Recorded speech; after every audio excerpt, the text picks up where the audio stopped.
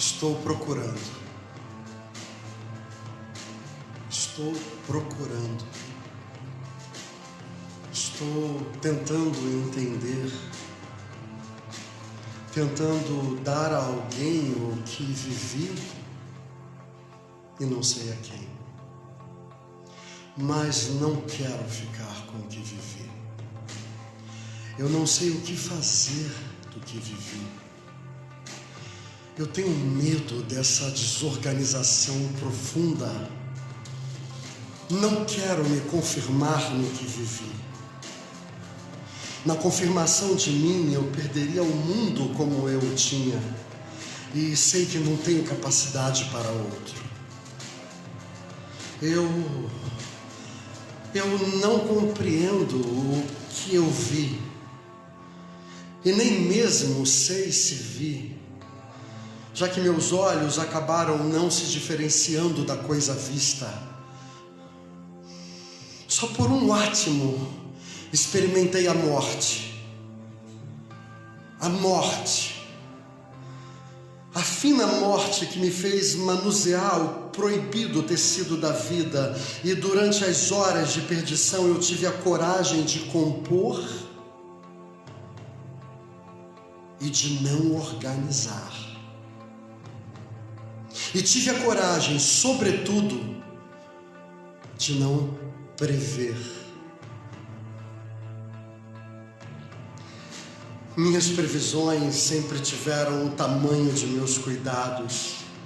Elas sempre me fechavam o mundo. Até que, por horas, eu desisti. E por Deus, tive o que eu não gostaria. E como é que se explica que o meu maior medo seja exatamente o de ir vivendo, seja o que for sendo? Como é que se explica que eu não tolere ver, só porque a vida não é o que eu pensava e sim outra, mesmo não sabendo que outra poderia ser?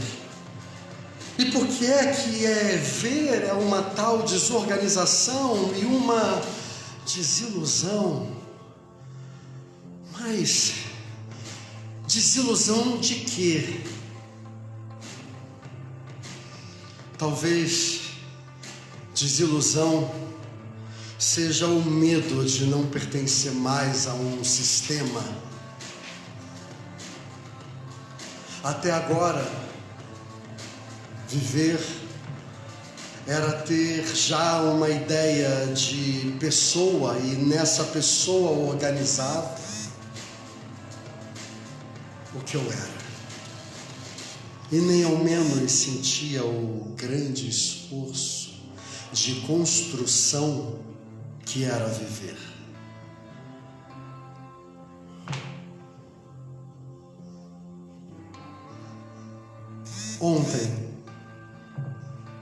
Ontem, no entanto, eu perdi durante horas e horas essa minha montagem humana. O que eu era antes não era bom.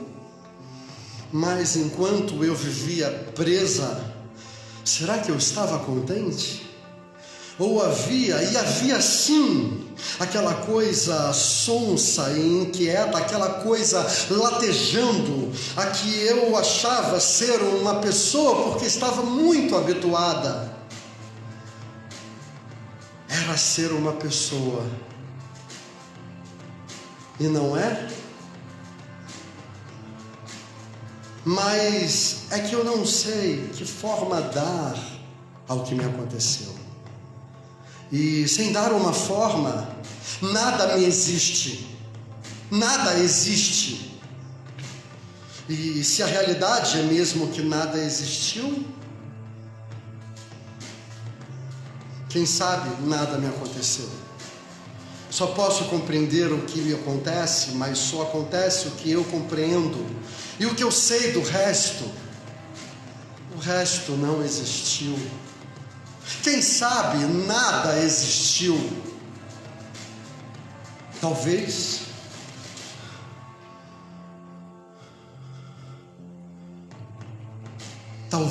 o que me tenha acontecido tenha sido uma compreensão. Isso. Uma compreensão. E que para eu ser verdadeira, eu tenho que continuar a não entendê-la. Toda compreensão súbita se parece muito com uma aguda incompreensão. Não. Toda compreensão súbita é finalmente a revelação de uma aguda incompreensão. Todo momento de achar é um perder-se a si próprio. Talvez me tenha acontecido uma compreensão tão total quanto uma ignorância. E dela eu venha sair intocada e inocente como eu estava antes.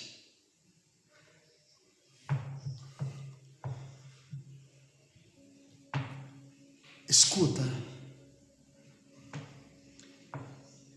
eu vou ter que falar porque eu não sei o que fazer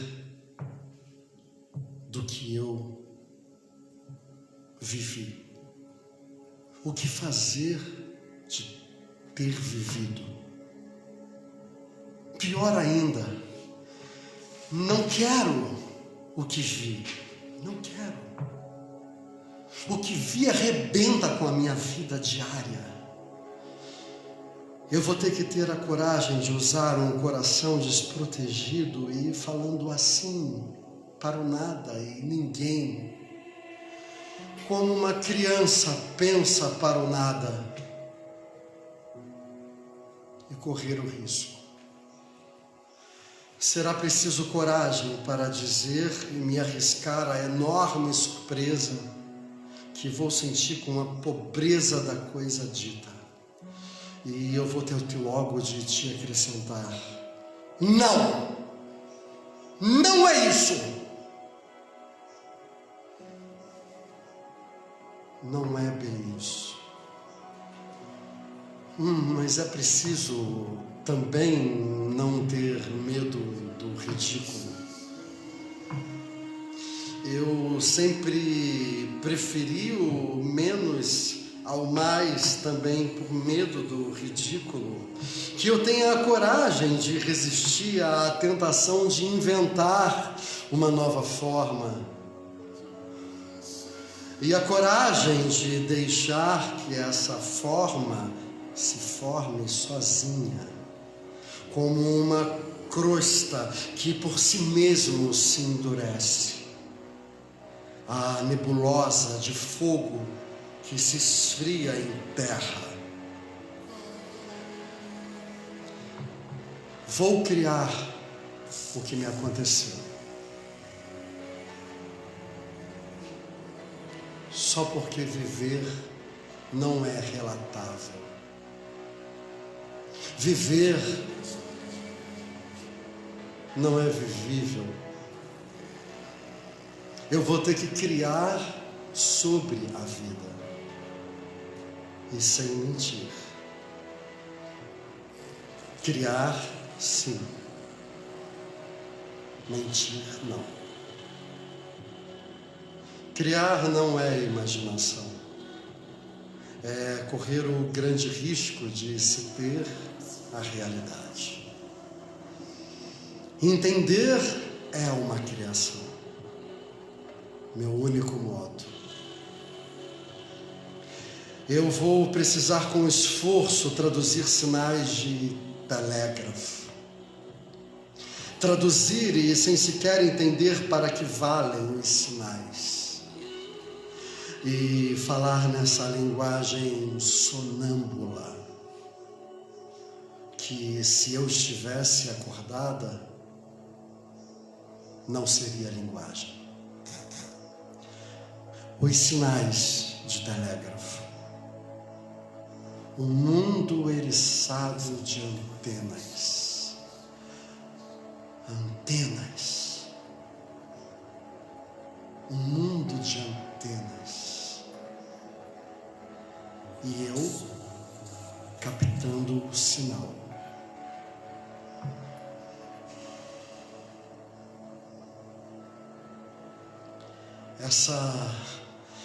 Essa coisa sobrenatural que é viver.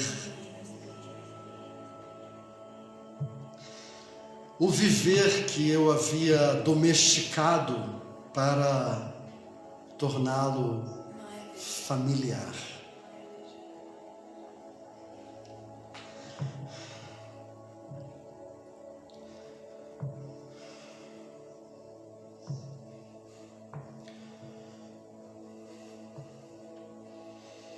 Naquela manhã,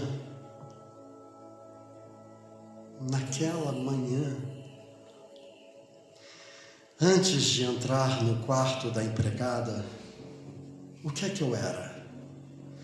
Era o que os outros sempre me haviam visto ser e assim eu me conhecia. Pouco a pouco eu havia me transformado na pessoa que tem o meu nome e acabei sendo o meu nome. É suficiente ver no couro das minhas varizes as iniciais GH.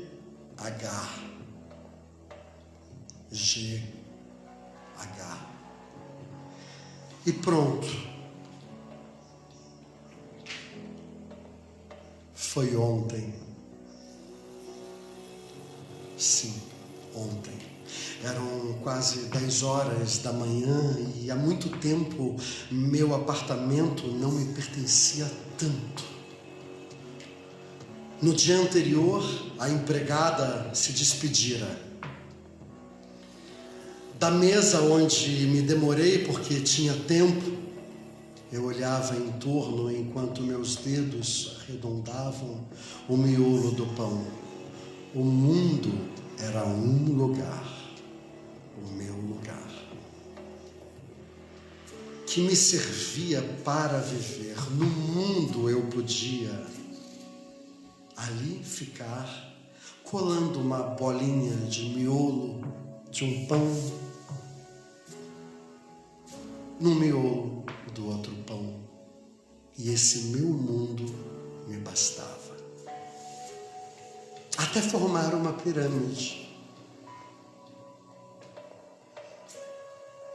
Não ter empregada ia me dar o tipo de atividade que eu queria, o de arrumar. Sempre gostei de arrumar. Suponho que esta talvez seja a minha única vocação. Ordenando as coisas, eu crio e entendo ao mesmo tempo. Na semana passada eu me diverti demais, eu frequentei demais, eu tive por demais tudo o que eu queria, tudo. E desejava agora aquele dia exatamente como ontem ele se prometia. Pesado e bom e vazio. O prazer de arrumar a casa me era tão grande que eu comecei a planear por onde eu começaria no quarto da empregada. Começaria pelo fim do apartamento. O quarto da empregada devia estar imundo, cheio de trapos, malas velhas, jornais, papéis de embrulho, coisas antigas. Levantei-me, enfim, da mesa do café, essa mulher, e atravessei a cozinha, que dá para a área de serviço. Ali na área, me encontrei a morada para acabar de fumar. Olhei para baixo, 13 andares caíam do edifício. Eu não sabia que tudo aquilo já fazia parte do que ia acontecer. Abri a porta. Há 6 meses, o tempo que ela ficara comigo, eu não entrara ali. Esperava encontrar escuridões, me preparara para ter que abrir a janela e limpar com ar fresco o escuro mofado. O que eu não contara é que ela, sem me dizer nada, tivesse arrumado o quarto à sua maneira e numa ousadia de proprietária o tivesse espoliado da sua função de depósito. Em vez de uma penumbra confusa, esbarrei-me na visão de um quarto que era um quadrilátero de branca luz. Dois de seus ângulos literalmente abertos. Embora fosse essa a sua realidade material, ela me vinha como se fosse minha visão que o deformasse. Durante 6 meses, o sol permanente havia empenado o guarda-roupa de pinho e desnudava em mais branco ainda as paredes caiadas. E foi numa delas que vi o inesperado mural na parede contígua à porta, e por isso eu ainda não tinha visto, estava desenhado, quase em tamanho natural, o contorno a carvão de uma mulher nua, de um homem nu e de um cão também nu. Nos corpos não estava desenhado o que a nudez revela. A nudez vinha apenas da ausência de tudo que a cobre. O traço era grosso, feito de ponta quebrada de carvão. Eu sorri, constrangida. Eu estava procurando sorrir. A lembrança da empregada ausente me coagia. Quis me lembrar de seu rosto e não consegui. De tal modo ela acabara de me excluir da minha própria casa. E olhando aquele desenho, de repente me ocorria que ela me odiara. O tempo todo me odiara. De súbito deixei a vir a mim uma sensação que durante aqueles 6 meses, por negligência ou desinteresse, eu não me deixara ter a do silencioso ódio daquela mulher.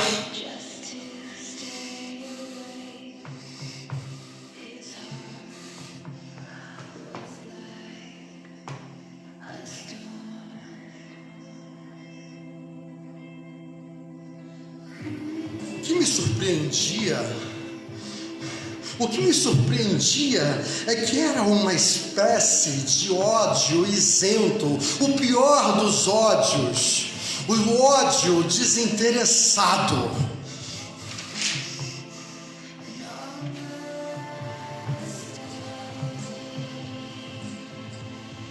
Eu hesitava à porta. A simplicidade do aposento me desnorteava. Na verdade, eu não saberia sequer por onde começar. Eu mesmo não havia o que arrumar. O quarto me incomodava fisicamente, como se no ar tivesse permanecido o som do riscar do carvão na cal seca. O som inaudível do quarto era como de uma agulha rodando no disco quando a faixa de música já acabou. Um chiado neutro de coisa era o que fazia a matéria do seu silêncio. Carvão e unha se juntando, carvão e unha, carvão e unha. Tranquila e compacta raiva daquela mulher que era representante de um silêncio, como se ela representasse um país estrangeiro na minha casa, e que ali dentro da minha casa se alojara a estrangeira, a inimiga, indiferente.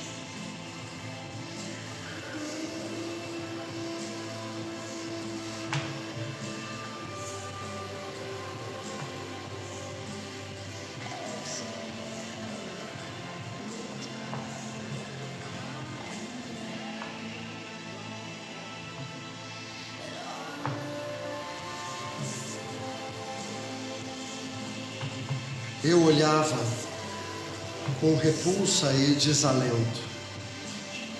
É que apesar de já ter entrado no quarto, eu parecia ter entrado em nada. Mesmo dentro dele, eu continuava de algum modo do lado de fora. Como se ele não tivesse bastante profundidade para me caber e deixasse pedaços meus no corredor, na maior repulsão de que eu já tinha sido fora vítima. Eu não cabia. O quarto não tinha um ponto que se pudesse chamar de começo e nem um ponto que pudesse chamar de final. Era de um igual que eu tornava indelimitado. Eu esqueci o roteiro da arrumação que eu traçara e procurei me apressar para me apossar um pouco mais daquele enorme vazio.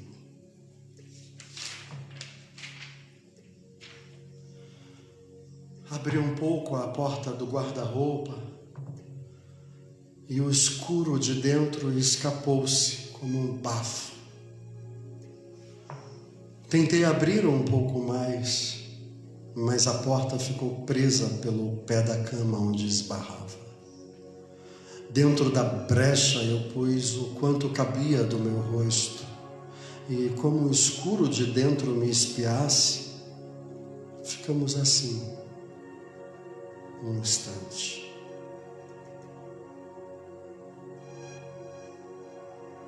Nos espiando, sem nos vermos. Eu não conseguia ver nada, só sentir o cheiro quente e seco como de uma galinha viva. Empurrei a cama mais para perto da janela e consegui abrir a porta 1 centímetro a mais. Então, antes de entender, meu coração embranqueceu como cabelos embranquecem. De encontro ao rosto que eu pusera dentro da abertura, bem próximo dos meus olhos, na meia escuridão, movera-se a barata grossa, uma barata grossa. Meu grito foi tão abafado que só pelo silêncio contrastante percebi que não havia gritado. O grito ficara me batendo dentro do coração. Nada. Não foi nada. Procurei me apaziguar. Eu não esperava que numa casa minuciosamente desinfetada contra o meu nojo por baratas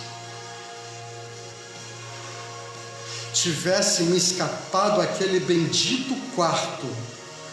Não fora eu quem repelira o quarto como havia sentido a porta. O quarto com a sua barata secreta é que me repelira, e agora eu entendia que a barata e Janair, a empregada, eram os verdadeiros habitantes daquele lugar. Não, eu não arrumaria nada. Se havia baratas, não. A nova empregada que dedicasse seu primeiro dia de serviço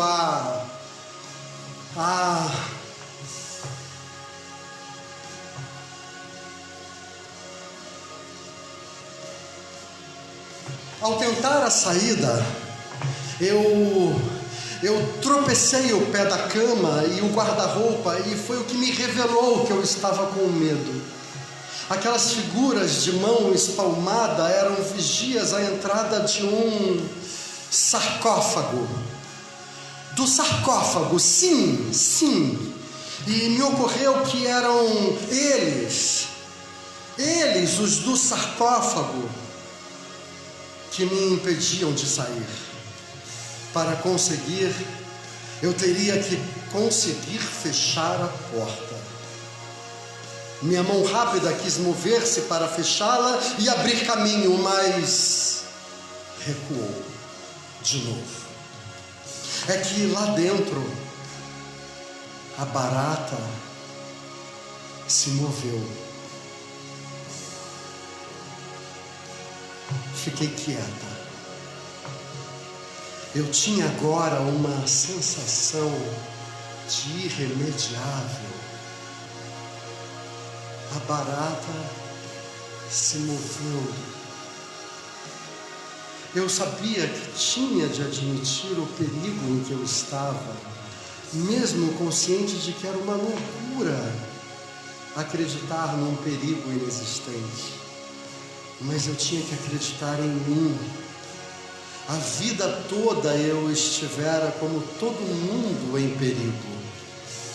Mas agora, para poder sair, eu tinha a responsabilidade alucinada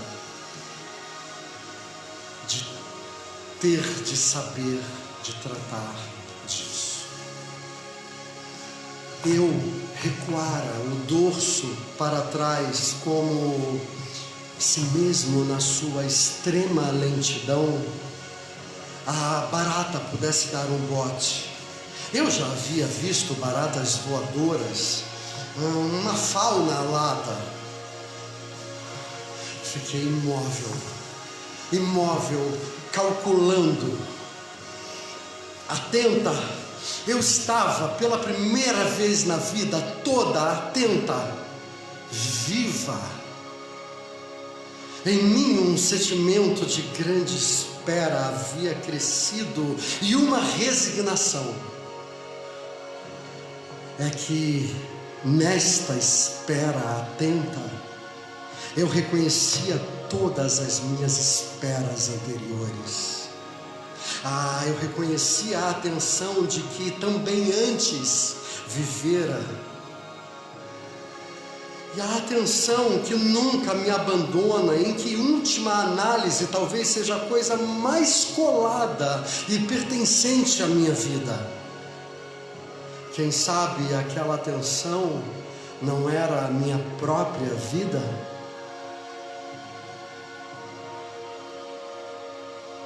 Foi então que a barata começou a emerger do fundo. Antes o tremor anunciante das antenas, depois, atrás dos fios secos, o corpo relutante foi aparecendo, até quase chegar à tona da abertura do armário. Era parda, era hesitante, como se fosse enorme de peso.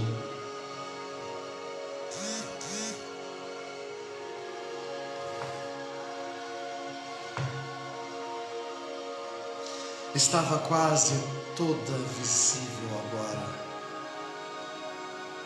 Abaixei os olhos, tentando esconder da barata a astúcia que me tomara. O coração me batia quase com uma alegria, mas numa alegria. O medo me aprofundava toda, voltada para dentro de mim como um cego ausculta a própria atenção. Eu estremeci de extremo gozo, atentando à grandeza de um instinto que era ruim, total, mas infinitamente doce. Como se, enfim, eu experimentasse em mim mesma uma grandeza maior do que eu.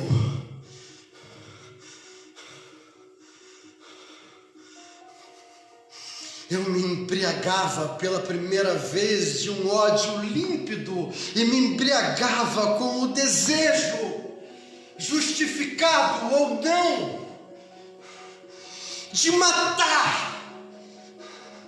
Sim, matar.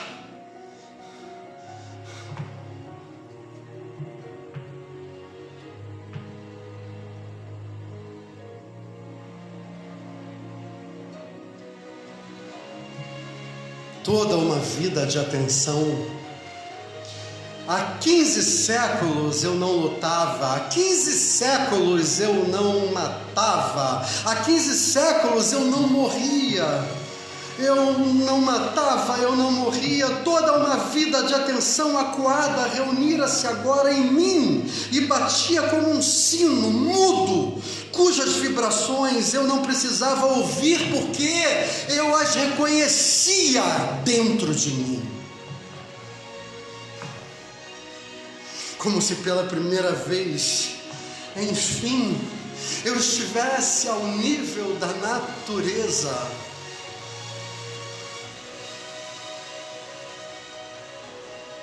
Sem nenhum pudor, comovida com a minha entrega, sem nenhum pudor, comovida, grata, pela primeira vez eu estava sendo a desconhecida que eu era. Só que desconhecer-me não me impediria mais. A verdade já me ultrapassara. Levantei a mão como para um juramento e num só golpe fechei a porta sobre o corpo meio emergido da barata.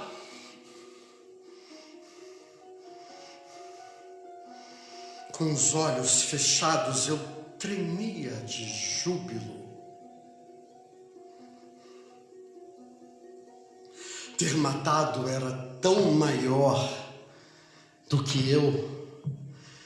Era da altura daquele quarto delimitado. Ter matado abria a secura das areias do quarto até a umidade, enfim, como se eu tivesse cavado e cavado e cavado com dentes duros e ávidos, até encontrar num fio bebível de vida o fio a caminho da morte.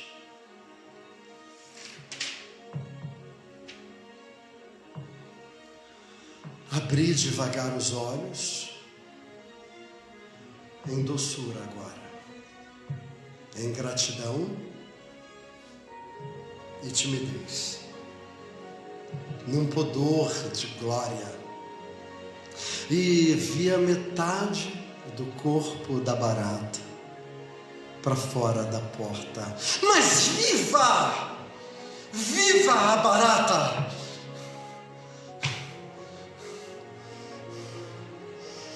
Hesitei em compreender. Foi só aos poucos que eu percebi que não havia empurrado a porta com bastante força. Havia prendido, sim, a barata, mas ela continuava viva.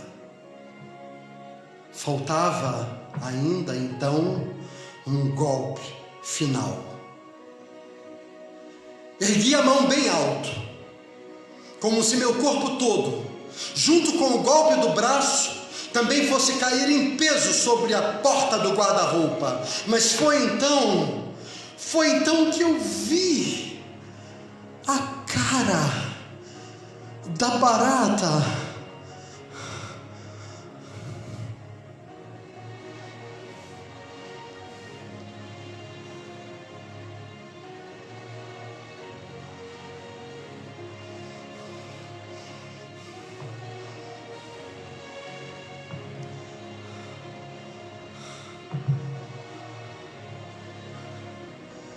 Era uma cara sem contornos. As antenas saíam em bigodes dos lados da boca. A boca marrom era bem delineada. Os finos e longos bigodes mexiam-se lentos e secos. Seus olhos pretos, facetados, olhavam. Era uma barata tão velha como um peixe fossilizado. Era uma barata tão velha como salamandras e quimeras e grifos e leviatãs. Era uma barata velha. Ela era antiga como uma lenda. Olhei a boca. Lá estava a boca real.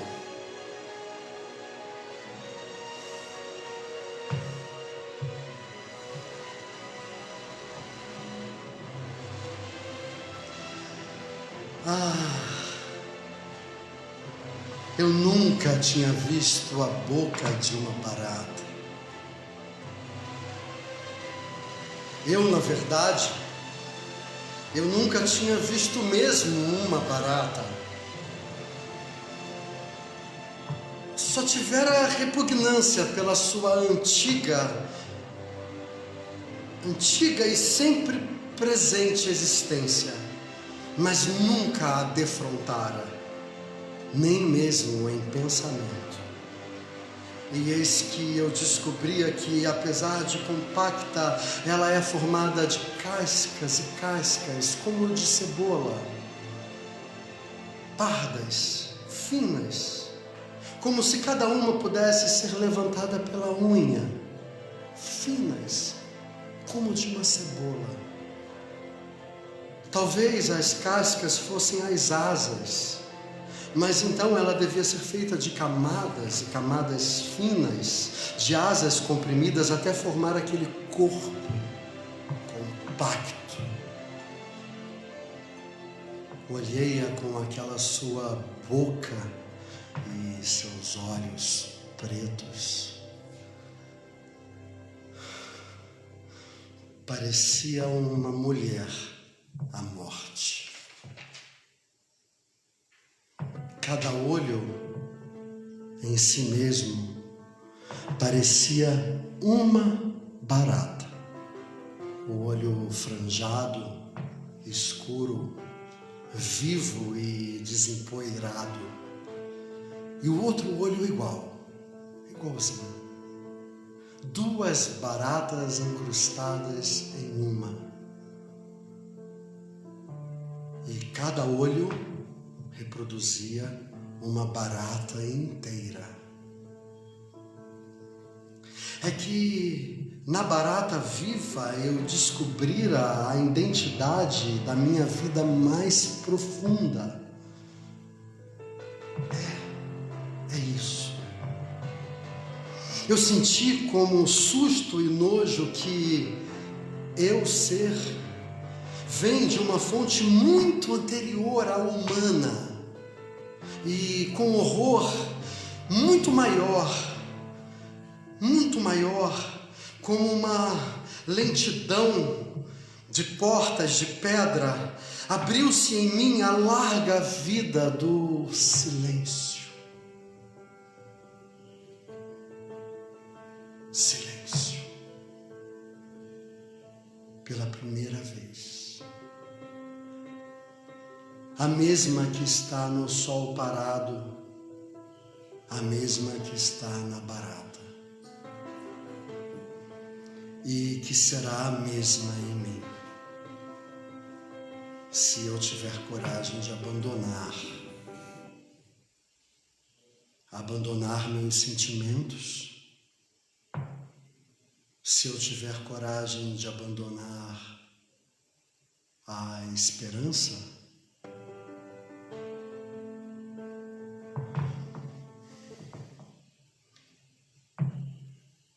perdoa eu te contar tudo isso, mas eu não quero isso para mim. Eu não quero ser uma pessoa viva. Tenho nojo e maravilhamento por mim, lama grossa lentamente brotando.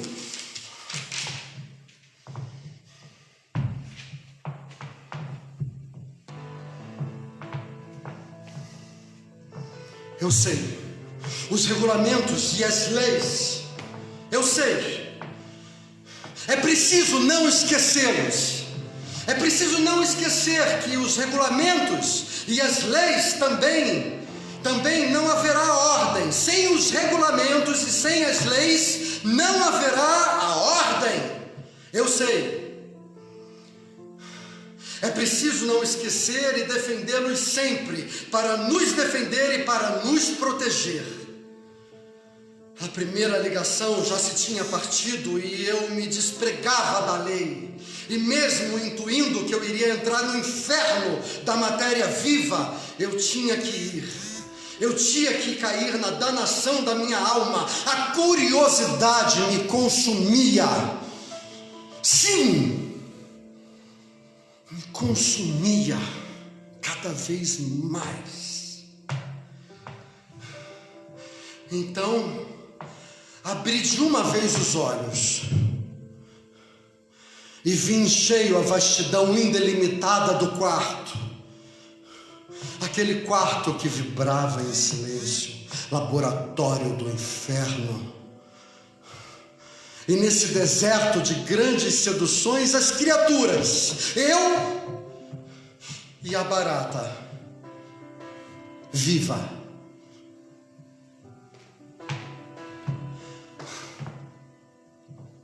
A vida, meu amor,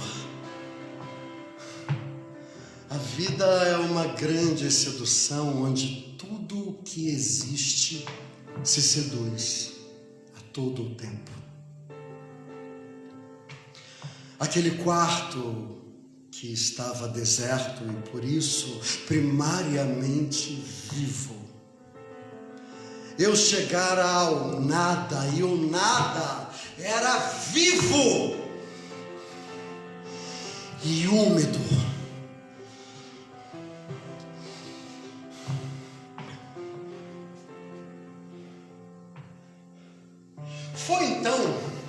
Foi então que lentamente, mesmo de uma bisnaga, foi saindo lenta a matéria da barata que fora esmagada.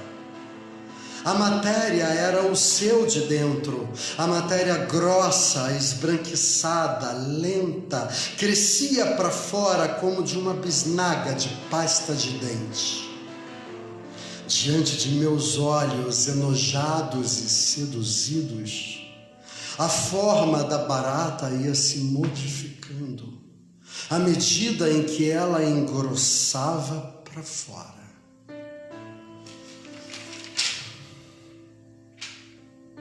Grite! Grite! Me ordenei quieta. Grite! Repeti inutilmente. Mas se eu gritasse uma só vez, que fosse talvez, nunca mais poderia gritar. Se eu gritasse, ninguém poderia fazer mais nada por mim, enquanto se eu nunca revelar a minha carência, ninguém se assustará comigo e me ajudará sem saber. Mas só enquanto eu não assustar ninguém por ter saído dos regulamentos. Mas se souberem, se assustam.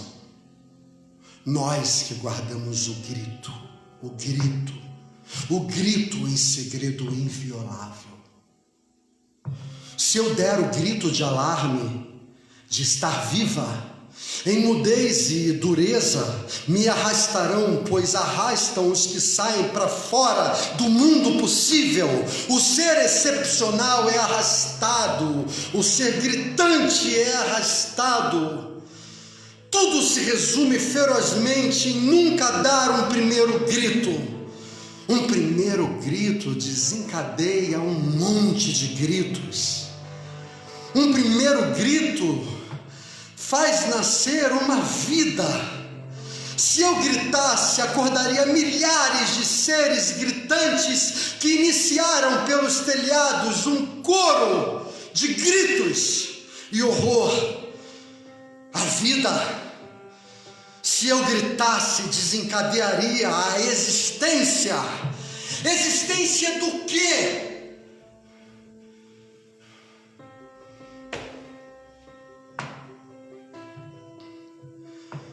a existência do mundo.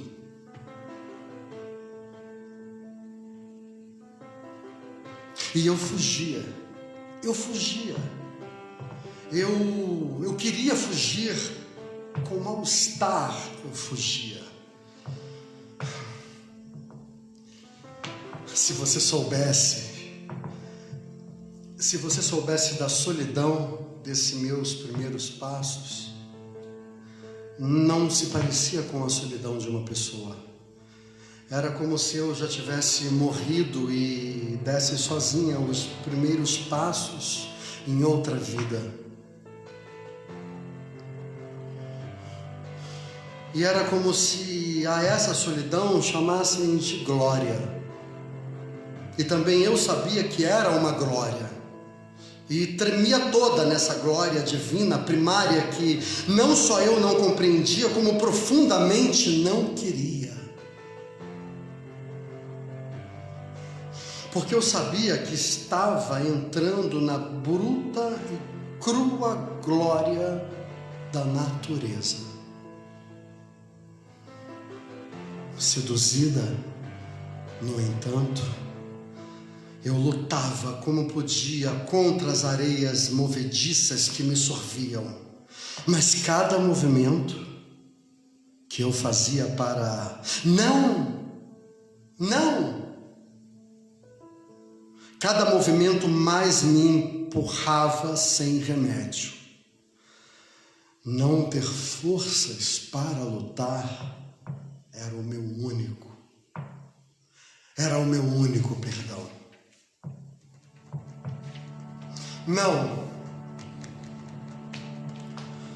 Não posso fazer nada por você, barata. Não quero fazer nada por você, barata.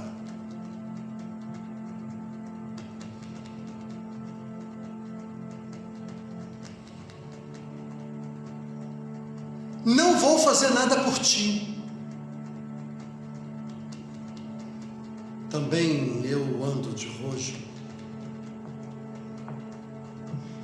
Não vou fazer nada por ti, porque não sei mais o sentido de amor como antes eu pensava que sabia. Também disso eu estou me despedindo. Já quase não sei mais o que é, já nem me lembro mais. Não sei mais o sentido, eu que chamava de amor a minha esperança de amar.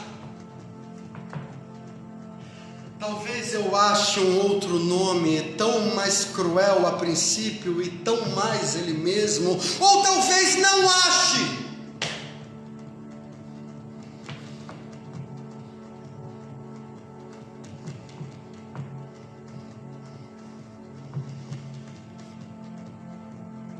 Foi por um instante, então, senti uma espécie de abalada felicidade por todo o corpo. Um horrível mal-estar feliz em que as pernas me pareciam sumir, como sempre, em que eram tocadas as raízes da minha identidade desconhecida. Eu já não queria fazer nada pela barata e fui me libertando da minha moralidade, embora isso me desse medo e curiosidade também, e fascínio e medo, muito medo.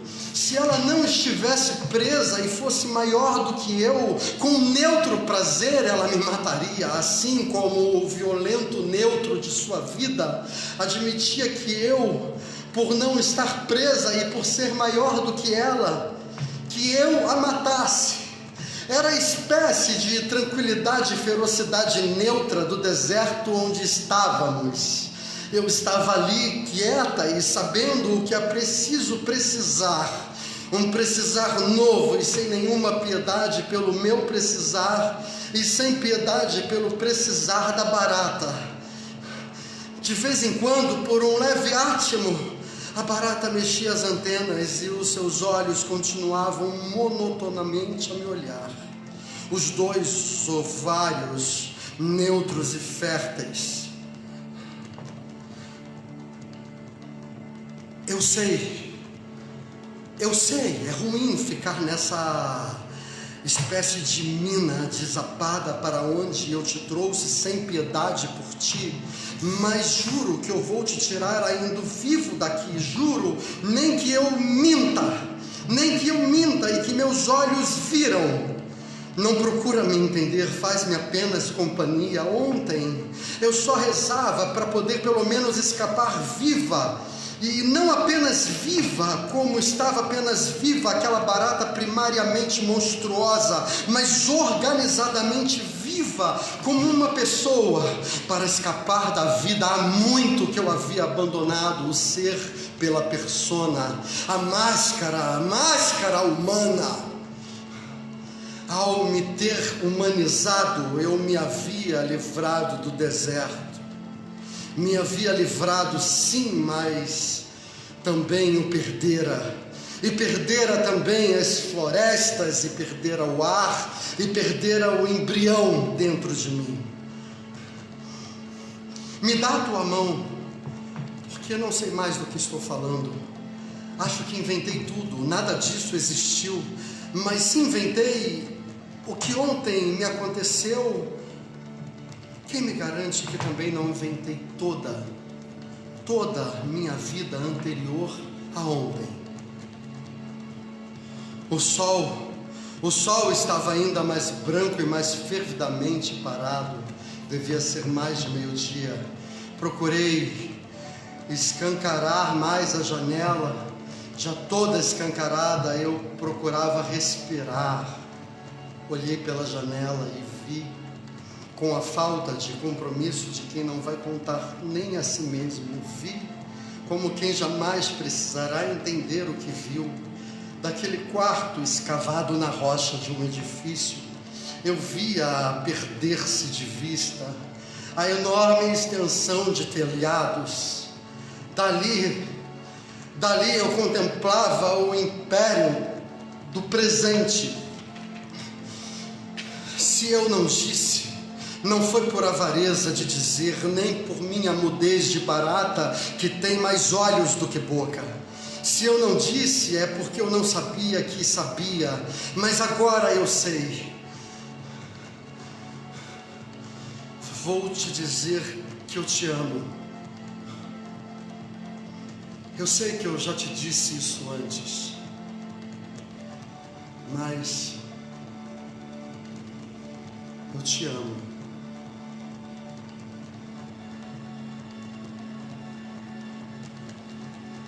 E que é ter verdade também, mas é que só agora realmente eu sinto o que estou dizendo. E estou precisando dizer antes que eu... Não! Mas é a barata quem vai morrer, não eu.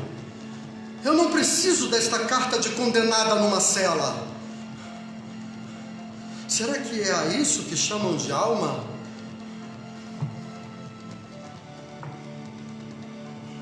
Viver a vida que não é mais a do próprio corpo? É a isso que chamam de alma impessoal? E ela me queima, minha alma impessoal me queima. A grandiosa indiferença de um astro é a alma da barata. O astro é a própria exorbitância do corpo da barata. A barata e eu aspiramos a uma paz que não pode ser a nossa. Uma paz além do tamanho e do destino dela e meu. E porque minha alma é tão ilimitada e porque ela está tão além de mim, é que sempre sou remota a mim mesmo, inalcançável. Inalcançável como um astro. Eu me contorço para conseguir alcançar o tempo atual que me rodeia, mas eu continuo remota em relação a esse mesmo instante. O futuro, ai de mim, me é mais próximo que esse mesmo instante já. Eu ficara engaixada pelo prazer que me tornara apenas infernal. Eu era agora pior do que eu mesma. A tentação do prazer. A tentação do prazer é comer direto na fonte, é comer direto na lei. E o castigo é não querer mais parar e comer a si próprio, comer-se a si próprio, porque sou matéria igualmente comível. Provação. Agora eu entendo o que é provação. Significa que a vida está me provando, mas significa também que eu estou provando da vida. E provar pode se tornar numa sede cada vez mais insaciável. Eu queria comer a mim mesma, eu que sou carne, matéria do sabá.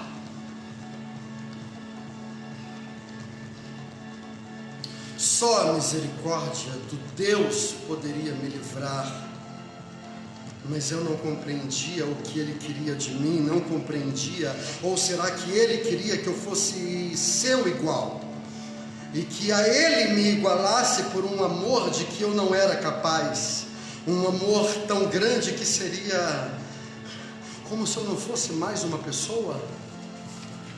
Ah, meu amor, as coisas são muito delicadas, muito delicadas. A gente pisa nelas como uma pata humana demais, com sentimentos demais.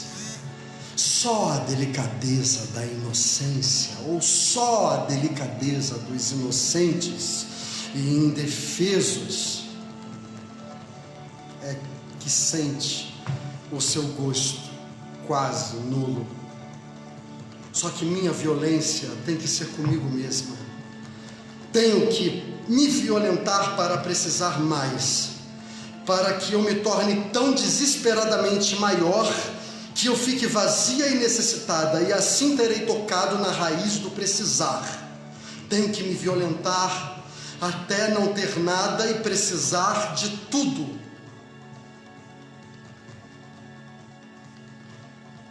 Esquecer? Mas é por quê?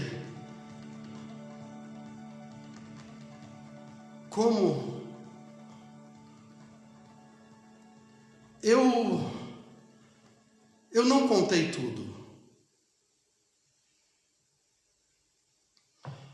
Eu ainda não parara de olhar a massa da barata. E eu sabia que enquanto eu tivesse nojo, o mundo me escaparia e eu me escaparia. Eu sabia que o erro básico de viver é ter nojo, pois ter nojo me contradiz. Contradiz em mim a minha matéria. Ter nojo de beijar o leproso sou eu errando a primeira vida em mim. Então, não pude mais parar de me impedir e pensei o que na verdade já tinha pensado. Eu estou tentando te poupar, mas eu não posso. De repente eu soube que chegara o momento de realmente não transcender mais. É que a redenção deveria ser na própria coisa, e a redenção na própria coisa seria eu botar na boca a massa branca da barata. Só a ideia, fechei os olhos com a força de quem tranca os dentes e tanto apertei que mais um pouco e eles me quebrariam. Minhas entranhas diziam não. Minha massa rejeitava a da barata. Eu não podia. Eu não podia. Só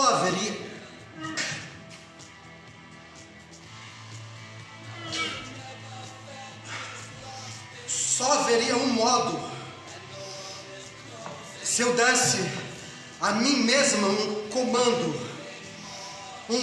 comando hipnótico, então eu como que me adormeceria, e quando abrisse os olhos já teria feito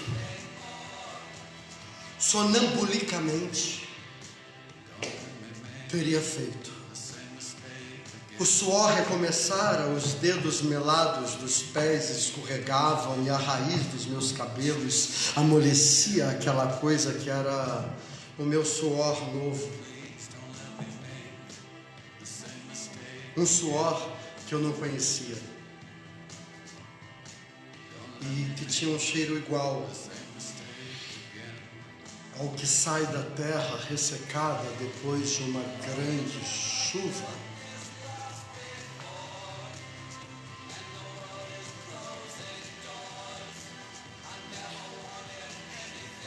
Avancei um passo, mas em vez de ir adiante, de repente parei. Desiludida comigo mesma, com minha falta de força de cumprir o gesto que parecia ser o único capaz de reunir o meu corpo à minha alma, agora eu ia ter de agir sem a ajuda da exaltação anterior. Eu havia vomitado a exaltação. Então avancei sem mais adiar, avancei. E minha alegria e minha vergonha foi acordar do desmaio. Não foram desmaio. Não foram desmaio. Fora mais uma vertigem, pois eu continuava de pé, apoiando a mão no guarda-roupa. Eu não queria pensar, mas sabia. Tinha medo de sentir na boca aquilo que estava sentindo. Tinha medo de passar a mão pelos lábios e perceber vestígios. E medo de olhar a barata, que agora devia ter menos massa branca sobre o dorso opaco. Nunca mais eu ia saber como tinha feito, pois antes eu havia tirado de mim a participação, eu não tinha querido saber. Então era assim? É assim? Alguma coisa sempre teria que estar aparentemente morta para que o vivo se processasse. Eu tinha que não saber que estou viva. O segredo de jamais se escapar da vida maior era o de viver como um sonâmbulo. Viver sonambulicamente. Será esse o segredo? Porque não és frio nem quente, porque és morno. Eu te vomitarei de minha boca. A frase do Apocalipse me veio do fundo da memória. A frase que devia se referir a outras coisas me veio e eu crispei minhas unhas na parede. E então comecei a cuspir furiosamente aquele gosto de coisa alguma, gosto de um nada que, no entanto, me parecia quase adocicado, como o de certas pétalas de flor, gosto de mim mesma. Eu cuspia a mim mesma. Era o meu cuspe, o meu gosto. Sem jamais chegar ao ponto de sentir que enfim tivesse cuspido minha alma toda. Até que meus olhos se encheram de lágrimas que só ardiam e não corriam. E eu parei, espantada. Compreendi com surpresa que estava desfazendo tudo o que laboriosamente havia feito.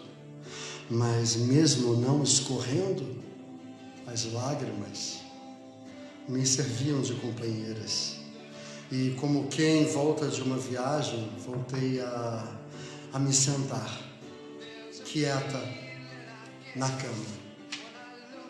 A despersonalização como a grande objetivação de si mesmo, a maior exteriorização a que se chega. Quem se atinge pela despersonalização reconhecerá o outro sob qualquer disfarce. O primeiro passo em relação ao outro é achar em si mesmo o homem de todos os homens. Assim como houve um momento em que vi que a barata é a barata de todas as baratas, assim quero de mim mesma encontrar em mim, assim quero de mim mesma encontrar a mulher de todas as mulheres. Todo homem é o homem de todos os homens, e cada um deles poderia se apresentar onde quer que se julgue o homem, mas apenas em imanência, porque alguns atingem um ponto de em nós se reconhecerem, e então, pela simples presença da existência deles, revelarem a nossa. Entendi então que, de qualquer modo, viver é uma grande bondade para com os outros. Basta viver. E por si mesmo isso resulta num grande ato de bondade. Quem vive totalmente está vivendo para os outros. Quem vive a própria largueza está fazendo uma dádiva, mesmo que a sua vida se passe dentro da incomunicabilidade de uma cela. Mesmo. Viver é uma dádiva tão grande que milhares de pessoas se beneficiam todos os dias de uma vida vivida. Não, eu não precisava ter tido a coragem de comer a massa da barata. Não precisava. Entendi que eu não estava me despojando como os santos se despojam. Mas o que eu estava percebendo, não. Mas estava de novo querendo o acréscimo. E agora, preciso da sua presença, não para que eu não tenha medo, mas para que você não tenha medo. Sei que acreditar em tudo isso será no começo a sua grande solidão, mas chegará um instante, sim, chegará. Chegará um instante em que você também dará a mão, e não mais por solidão, mas como eu agora, por amor.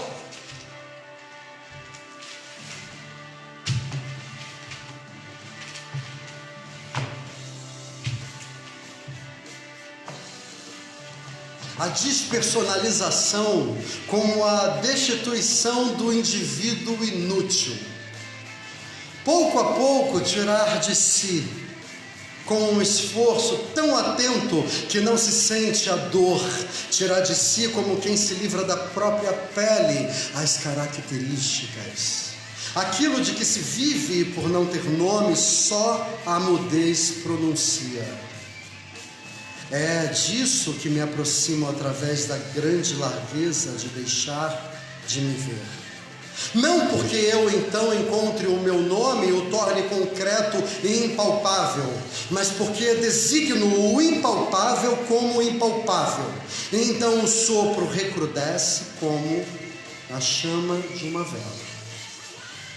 A gradual desoeirização de si mesmo é o verdadeiro trabalho que se elabora sobre o aparente trabalho. A vida é uma missão secreta. E tão secreta é a verdadeira vida que nem a mim, que morro dela, me pôde ser confiada a senha. Mesmo a mim, que morro dessa vida, me foi confiada a senha. Morro sem saber por quê. Até que, enfim, revelado que a vida em mim não tem o meu nome. E eu também não tenho nome. E por que me despersonalizo a ponto de não ter o meu nome? Respondo cada vez que alguém disser: eu.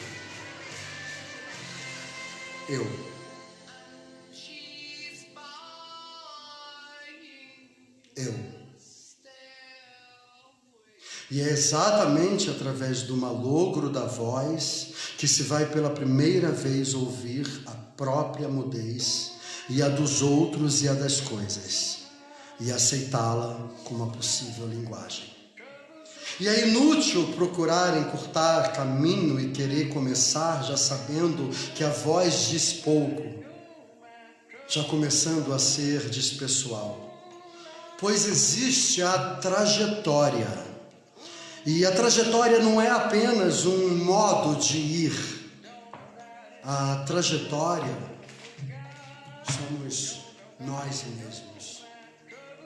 Em matéria de viver, nunca se pode chegar antes.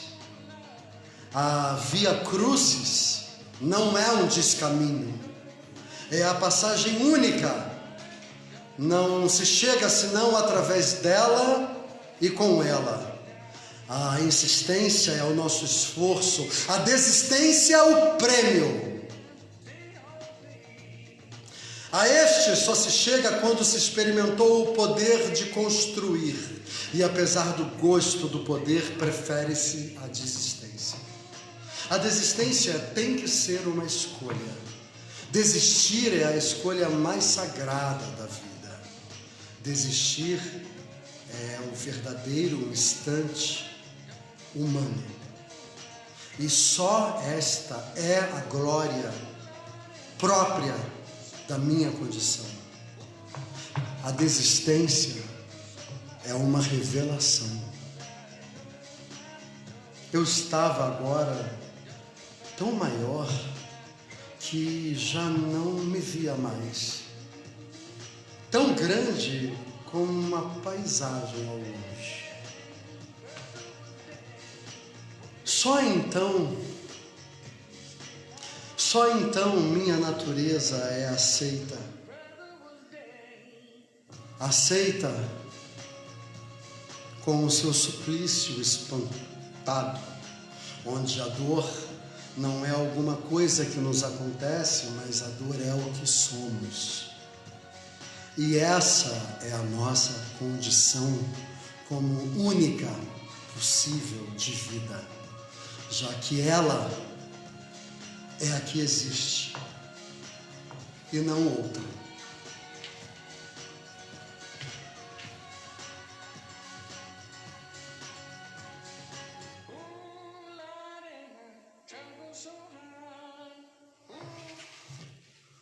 Boa noite, boa tarde, bom dia. Boa noite para quem é da noite, boa tarde para quem é de boa tarde, bom dia para quem é de bom dia.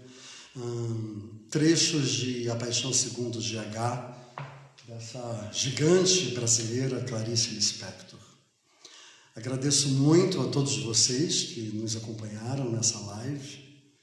É uma homenagem ao centenário da Clarice Lispector. E agradeço ao Centro Cultural Brasil Moçambique, a toda a equipe, a Embaixada do Brasil em Maputo. E agradeço hoje especialmente a revista Xonguila, que além de ser cultura, patrocinou esse evento, tornou esse evento possível. Existe a versão online. Prestigiem quem prestigia a cultura, leiam, baixem a revista Xonguila, uma revista de uma qualidade que quem leu, conhece e sabe. Muito obrigado, revista Xonguila, muito obrigado, CCBM, minha segunda casa em Maputo. Muito obrigado, Embaixada do Brasil. Muito obrigado a todos vocês que estiveram aqui com a gente. E os convido, esse sábado, a série Expedito Araújo Convida, um bate-papo, dessa vez pelo Instagram, aqui em Maputo, às 18h30, no Brasil, às 13h30. Um bate-papo com a atriz Paula Bulamarque, que todos aqui conhecem pela televisão, sobretudo os últimos trabalhos que passaram, que ela esteve, Avenida Brasil e Órfãos da Terra. Foi especial demais fazer essa apresentação. Espero que tenham conseguido usufruir em algum momento de algumas metáforas, de algumas frases, de algumas ideias que a Clarice propõe com esse texto. Não é por acaso esse encontro da GH com a barata. Concordamos, né? Boa noite, muito obrigado. Até a próxima.